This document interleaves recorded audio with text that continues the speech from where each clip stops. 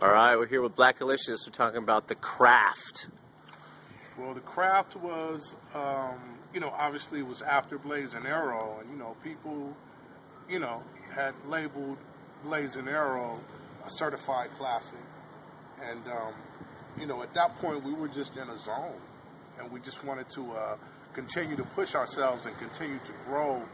And I think we were in a place where it's like, we know we can make great albums now. We know that we make something that people draw to, or people will can move people and can impact people's lives. At that point, it was just like, where can we go that we haven't gone, and how do we continue to push ourselves as artists to the next level?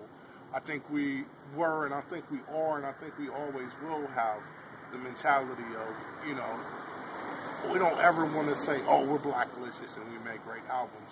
It's always something to prove. It's always an underdog mentality. It's always the mentality of I want to push myself. Am I as dope as I can be? Was I as dope as I could be? Yep. But you know what? I have to be twice as dope as that. And I think that's the mentality that we had with the craft. We really pushed ourselves.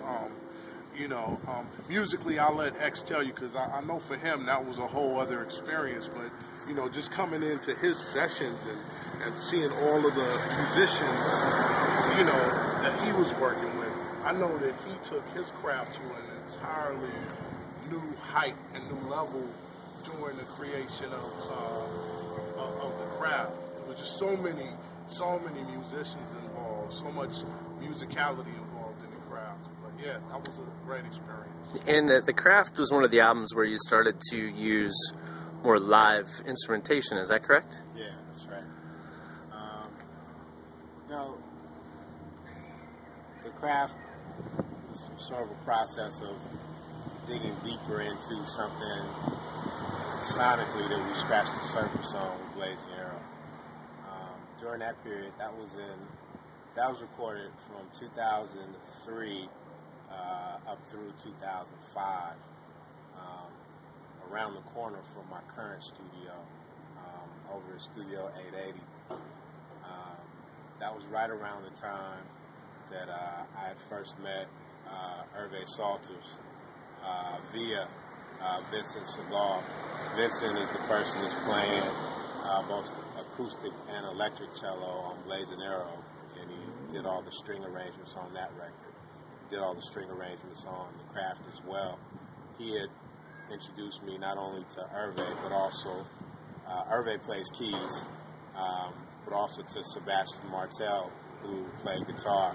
So we basically brought those guys over from France for about 3 weeks, and we just went in, man. We just worked, 12 to 16 hours a day, every day for 3 weeks straight, and just recorded, a mountain of music, So based off of that, I just kind of went through and just did some intense editing, sampling, resampling, both myself and my engineer at the time, Mike Cresswell.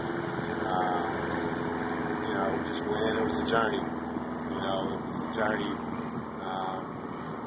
not only musically speaking, but also sonically speaking as well, because, for us, my thing has always been to sort of try to marry past and present. And what I mean with that is, utilize the benefits of current technology, but also stay deeply rooted in classic technology, So it was the type of thing of combining the best of the Pro Tools world, the best of the analog world, and trying to find that balance, So the craft was a really vitally important part of my musical journey.